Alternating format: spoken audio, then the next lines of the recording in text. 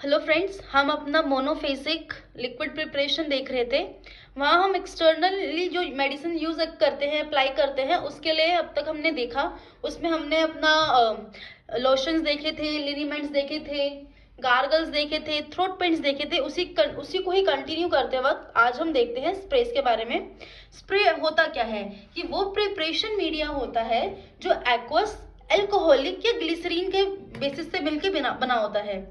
अब बेसिकली जो स्प्रे है ना, उसको हम यूज कहाँ करते हैं? म्यूकस मेम्ब्रेन में, नोज में, या फिर जो थ्रोट की म्यूकस मेम्ब्रेन होती है वहां हम स्प्रे का यूज करते हैं with the help of atomiser. और जब हम थ्रोट स्प्रे की बात करते हैं ना, तो वहां के लिए एक स्पेशली टाइप का एटोमाइजर यूज किया जाता है जिसको हम बोलते हैं नेबुलाइजर। हमने नेबुलाइजर ही यूज किया क्योंकि जो नेबुलाइजर होता है ना, जो लार्ज ड्रॉप्स होती है उनको बेफलिंग सिस्टम से पास ऑन कर देता है। बेफलिंग सिस्टम से पास होते हैं ना, बहुत ज्यादा फाइन पार्टिकल्स बन जाते हैं क्योंकि हमारे रेस्पिरेटरी सिस्टम को वही चाहिए, क्योंकि फाइन ड्रॉपलेट्स ही रिक्वायर है हमारे लंग्स तक पहुंचने के लिए। क्योंकि जो हमारे स्प्रेज होते हैं उनका मेन काम हमारे लंग्स में, रेस्पिरेटरी सिस्टम में जाके ही होता है। तो हमें अपने जो मेडिकामेंट की ड्रॉप्स हैं उनको इतना ज़्यादा फाइन करना पड़ेगा ताकि वो लंग्स तक ईजिली रीच हो सके। इसके अंदर हमारा एग्जाम्पल होता है adrenaline and atropine spray compound. हम इसी का ही आगे प्रिपरेशन का मेथड देखेंगे। इसके प्रिपरेशन के लिए हमें क्या करना पड़ेगा? सबसे पहले हम प्योरीफाइड वाटर ले लेंगे, उसको बॉईल करेंगे और उसके अंदर हम क्या डिजोल्व करेंगे? Adrenaline acid tartrate, atropine methonitrate and sodium metabisulphite. इसको बॉईल करेंगे, फिर इसको कूल करके रख लेंगे।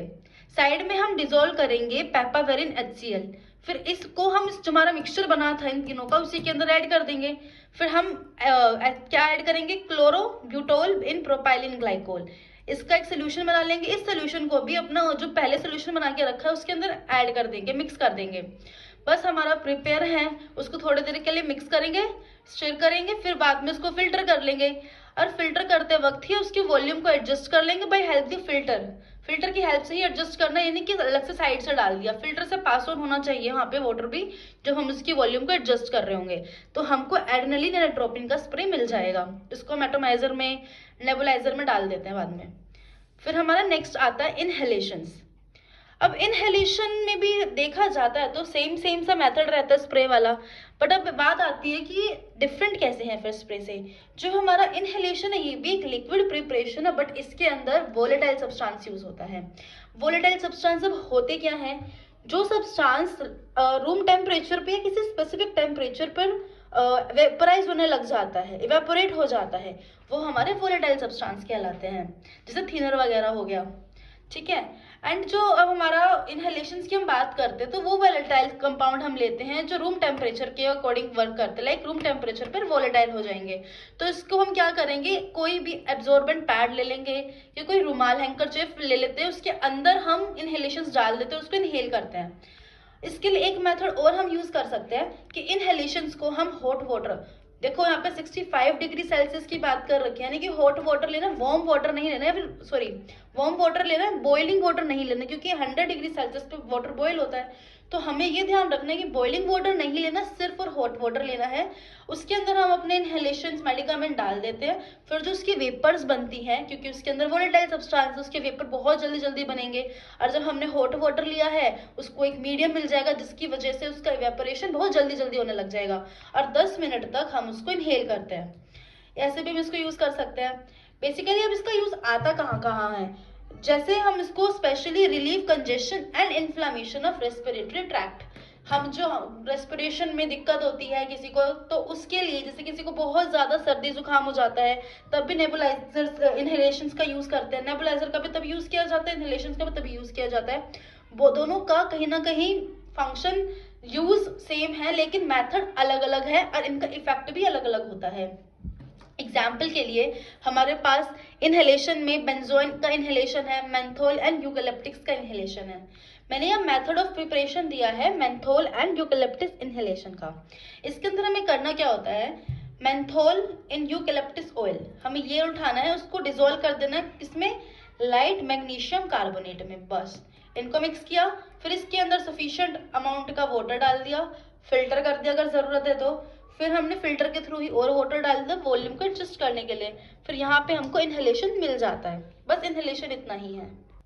नेक्स्ट हमारा है नेजल ड्रॉप। नेजल ड्रॉप के अंदर हम क्या पढ़ेंगे, भी देखो मैंने पहले भी कराया था जब हमने इंटरनली यूज करने के बारे में बोला था कि हमारी जो हमारे ड्रॉप्स वगैरह हैं वो इंटरनली भी यूज किया जाता है, एक्सटर्नली भी यूज किया जाता है। तो यहाँ हम एक्सटर्नली वाले पढ़ेंगे। अब इसमें हमारा पहला आ गया नेजल ड्रॉप। ये जो सोल्यूशन होता है ड्रग का, नेजल ड्रॉप्स में हम क्या लेते हैं, सोल्यूशन लेते हैं किसी भी ड्रग का जिसको नोज में इंस्टिल किया जाता है with the help of dropper. Basically हम ये याद रखते हैं जो नेजल ड्रॉप्स होते हैं, ड्रॉप स्पेशली इसके स्पेसिफिकली ड्रॉप्स के लिए हम यही कहेंगे कि इसको एक्वस में ही लेना जरूरी है, हम इसको ऑयली फॉर्म में नहीं ले सकते हैं। इसका रीजन क्या है, एग्जाम्स के पॉइंट ऑफ व्यू से भी बहुत इंपॉर्टेंट है, पूछ लिया जाता है कि हम ऑयली प्रिपरेशंस का यूज क्यों नहीं करते हैं। तो इसका रीजन ये आता है, जब हम ऑयल वाले प्रिपरेशन का यूज करेंगे ना, तो जो हमारे नेजल म्यूकोसा है, हमारी नोज है ना, उसके अंदर क्या होते हैं, सीलिया होते हैं। सीलिया क्या होते हैं, हेयर्स होते हैं, नोज में छोटे छोटे हेयर्स होते हैं, उनको सीलिया बोलते हैं। तो वो सीलिया की मूवमेंट रुक जाएगी। और अगर हमने यही ऑयली प्रिपरेशन बहुत लंबे टाइम तक यूज किया ना, तो ये हमारे लंग्स तक पहुंच जाएगी। तो और एक कंडीशन होती है लिपोइड निमोनिया, वो ये क्रिएट कर देगी। इसके अंदर इन्फ्लेमेशन हो जाती है लंग्स में, और भी लंग्स से रिलेटेड डिजीज स्टार्ट हो जाती है। तो जो हमारी नेजल ड्रॉप होती है उसको आइसोटोनिक होनी बहुत जरूरी होती है, ठीक है, न्यूट्रल भी होना जरूरी होता है, और विस्कोसिटी जो हमारा नेजल सिक्रीशन है उतनी ही होनी जरूरी होती है, वरना इसका हमारी बॉडी के ऊपर इफेक्ट गलत पड़ता है। और जो हम उसकी नेजल सिक्रीशन की विस्कोसिटी अचीव करने की बात करते हैं तो उसको हेल्प करता है हमारा मिथाइल सेल्यूलोज, इसलिए हम इसका बहुत ज्यादा यूज करते हैं किसमें, नेजल ड्रॉप्स में। तो यहाँ एक एग्जाम्पल दे रखा है नेजल ड्रॉप का, एफेड्रीन नेजल ड्रॉप, ठीक है। एफेड्रीन नेजल ड्रॉप की प्रिपरेशन कैसे है, इसको पहले डिसॉल्व करना है एफेड्रीन हाइड्रोक्लोराइड को, क्लोरब्यूटोल को और सोडियम क्लोराइड को एक वाटर के अंदर, फिर इनको कूल कर लेना है, फिल्टर कर लेना है, और फिर वाटर ऐड कर देना है, क्या ताकि हमारी पूरी वॉल्यूम को मेक कर सके। इतना ही सिंपल होता है इनको बनाने का। इनका मेथड प्रिपरेशन का सिंपल बहुत ज़्यादा होता है, लेकिन इसमें हमें बहुत ज़्यादा ध्यान रखना पड़ता है कि हम क्या तो अपना मटेरियल यूज़ कर रहे हैं, कंटामिनेशन का बड़ा ध्यान रखना पड़ता है। फिर हमारा आई ड्रॉप आता है। जी हाँ, हाई ड्रॉप भी हमारा एक्सटर्नली ही यूज होने वाली प्रिपरेशन है। इसके अंदर हम क्या देखते हैं, जो आई ड्रॉप होती है स्टेराइल सोल्यूशन होती है, या फिर ये सस्पेंशन भी हो सकती है ड्रग की, जिसको हम ड्रॉपर की हेल्प से आई के अंदर इंस्टिल करते हैं। अब अगेन नेजल ड्रॉप की तरह आई ड्रॉप भी हमारी स्टेराइल आइसोटोनिक होनी चाहिए। जैसे हमने नेजल ड्रॉप में देखा था, जो नेजल ड्रॉप थी वो आइसोटोनिक होनी चाहिए और उसकी विस्कोसिटी सिमिलर होनी चाहिए नेजल सिक्रीशन से। सिमिलरली यहाँ पे जो हम आई ड्रॉप देख रहे हैं ना, इसकी आइसोटोनिसिटी लैक्रिमल सिक्रीशन जैसी होनी चाहिए। तो मीन्स हम इसलिए आइसोटोनिक वाला वर्ड यूज करते हैं, और क्योंकि जहाँ पे भी बॉडी के जिस पार्ट के अंदर हम जो ड्रॉप एडमिनिस्टर कर रहे हैं, उसको वहां जाके हमारी बॉडी को एकदम ऐसा ना लगे कोई फॉरेन पार्टिकल इनहेल कर लिया हमने, एडमिनिस्टर कर लिया है। इसी वजह से हमको ऐसी आइसोटोनिसिटी प्रोवाइड करनी पड़ती है जो उसके नेचुरल हैबिटेट के टाइप, नेचुरल इन्वायरमेंट हो। जैसे अब हमारी आई के अंदर लैक्रिमल सिक्रेशन नेचुरल रहता है, तो इसलिए हमें ड्रॉप्स की भी आइसोटोनिसिटी उसी के बराबर रखनी पड़ती है, ताकि कोई भी इन्फ्लामेशन या इन्फेक्शन हमारी आईज में या इचिंग, इरिटेशन कुछ ना हो सके। नेक्स्ट इसके अंदर हम बफर भी डालते हैं। बफर एसिड को मेंटेन रखता है, एसिड बेस के लेवल को मेंटेन रखता है। And yes, free from foreign particles. Foreign particles में यहाँ पे हमारे माइक्रो ऑर्गेनिज्म भी आ सकते हैं, या कोई भी बहुत फाइन पार्टिकल्स भी हो सकते हैं, क्योंकि आई बहुत सेंसिटिव होती है। यहाँ हम बिल्कुल भी चांस नहीं ले सकते कि छोटा सा पार्टिकल भी हमारे ड्रॉप्स में रह जाए। फिर नेक्स्ट हम इसके अंदर प्रिजर्वेटिव्स भी डालते हैं। प्रिजर्वेटिव में हम क्या डालेंगे, phenyl mercuric nitrate 0.002%, benzalkonium chloride 0.01%, chlorhexidine acetate 0.01%। Basically इनका यूज क्या है, ये फंगल और बैक्टीरिया की ग्रोथ को रोकते हैं। तो ये जो मैंने प्रिजर्वेटिव्स बताए हैं ये एग्जाम्स में भी पूछे जाते हैं, और आगे चल के अगर आप कोई कॉम्पिटिटिव एग्जाम देंगे तो उसके पॉइंट ऑफ व्यू तो बहुत ज़्यादा ज़रूरी होते हैं। अब हम इनके यूजेस देख लेते हैं। तो जो हमारे आई ड्रॉप होते हैं उनके यूजेस हम एंटीसेप्टिक, एंटी इन्फ्लामेटरी और एनास्थेटिक के तौर पर उनको यूज करते हैं। एग्जाम्पल के लिए सिप्रोफ्लॉक्सासिन की आई ड्रॉप्स आती है, गैटिफ्लॉक्सासिन की आई ड्रॉप आती है, सीएमसी, एचपीएमसी भी आप लोगों ने बहुत सुना होगा। अब इसका मेथड क्या है, बेसिकली जो हमारे आई ड्रॉप होते हैं उनमें जनरली सारा सेम मेथड लगता है। एक मेन सा बता रखा है यहाँ पे, इसमें क्या करना है, हमको डिसॉल्व करना मेडिकामेंट। जैसे कि मैंने यहाँ पे एग्जाम्पल के लिए सिप्रोफ्लॉक्सासिन ले लिया, ये एक हमारा क्या होता है एंटीबायोटिक है।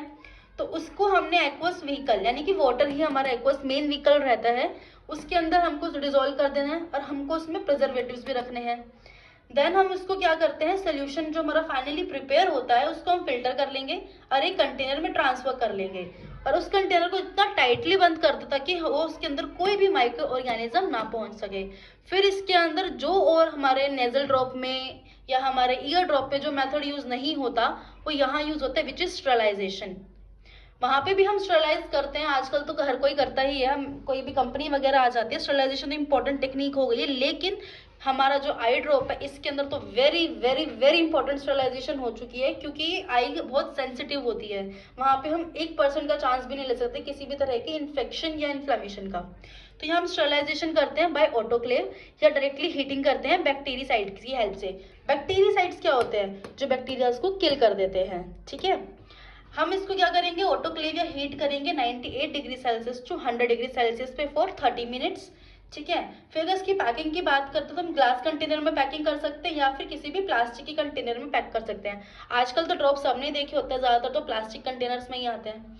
अब हमको कुछ प्रिकॉशंस रखनी पड़ती है जब हम कभी भी कोई आई ड्रॉप यूज़ कर रहे होते हैं। एज अ फार्मासिस्ट हमें ये पता होना चाहिए कि हमारे आसपास के कोई अगर यूज़ कर रहा है ड्रॉप वगैरह तो हम उनको भी बता सके। ठीक है, ये एक नॉर्मल प्रैक्टिस में यूज होता है। जैसे कि हमें सबसे कभी भी ड्रॉपर की सरफेस को टच नहीं करना चाहिए, कभी भी ड्रॉपर को धोना नहीं चाहिए। अब जो प्लास्टिक की बोतल में धोने वाली बात तो आती नहीं है, लेकिन जो हमारा ग्लास का कंटेनर होता है ना उसके अंदर ड्रॉपर अलग से आता है, तो उस केस में लोग उस ड्रॉपर को, उसकी पॉइंट होता है ना वहाँ पे टच करने लग जाते हैं। जैसे कभी कभी लोग क्या करते हैं, पानी से धो देते हैं, जो कि नहीं करना है, ये बैड प्रैक्टिस है। सेकेंडली, कभी भी जो ड्रॉपर को होल्ड करता है, ड्रॉपर की टिप से जो उसका प्लास्टिक वाला पार्ट होता है ना, वहां से उसको रबड़ वाला पार्ट होता है जो बेसिकली, अगर हम यहाँ पे ग्लास वाले ड्रॉपर की बात करेंगे, ग्लास कंटेनर की बात करेंगे, तो जो उसका रबड़ वाला टिप होता है ना उसको वहीं से हमेशा होल्ड करना चाहिए। Never use I drop when colour change. I drop है हमारे पास, अगर उसका कलर चेंज हो गया है, ठीक है, तो उसको कभी यूज नहीं करना चाहिए, वो इंडिकेशन है कि भाई ये भी खराब हो चुका है, इसको नहीं यूज करो। ठीक है, नेक्स्ट हमारा इसके अंदर क्या था, avoid the contaminating cap of plastic drop बोतल। अब जो हम ज्यादातर मार्केट में अवेलेबल है प्लास्टिक की ड्रॉप बोटल्स रहती है, तो उसमें कैप होती है, हम क्या करते हैं उसका तो बड़ा हम उसकी टिप को नहीं टच करेंगे खुद से, उसका बड़ा ध्यान रखेंगे, लेकिन जब हम कैप को खोल के कहीं भी रख देते हैं तो हम उसको उस कैप में भी ध्यान रखना है कि उसको किसी भी इधर उधर जगह ना रखें, ऐसी जगह रखें जहाँ कॉन्टैमिनेशन ना हो। ठीक है, जब हम कभी बिना आई ड्रॉप में इंस्टिल कर लेते हैं ड्रॉप को, तो ना क्या करते हैं, बहुत जल्दी जल्दी ब्लिंक करने लग जाते हैं आँख, या फिर बहुत ज़्यादा क्लोजली टाइट करते हैं। दोनों सिचुएशन में कुछ नहीं करना, नॉर्मल आई को अपनी क्लोज करनी है, ये गुड प्रैक्टिस है, हर किसी को पता होना चाहिए। Next is I lotion. ठीक है, अब आई लोशन में अभी हमने आई ड्रॉप पढ़ा, तो आई लोशन में क्या डिफरेंस है यहाँ समझ आएगा, अभी देखना। आई लोशन में क्या रहता है, एक्वा सोल्यूशन होता है, स्पेशली यूज किया जाता है वॉशिंग आईज, आँख को धोने के लिए। अब इसको कैसे यूज किया जाता है, बेसिकली आई ड्रॉप की तरह हमारे को फाइनल प्रिपेयर्ड हमारे पास मेडिकामेंट रहता है, प्रिपरेशन रहती है, ऐसा नहीं रहता। ये हमको सप्लाई होता है कंसंट्रेटेड फॉर्म में, जिसको हमें क्या करना पड़ता है, वार्म वाटर में डाइल्यूट करना पड़ता है जब कभी भी यूज करना है, उससे पहले ही। इसको हमें एकदम फ्रेश प्रिपरेशन की तरह ही यूज करना पड़ता है।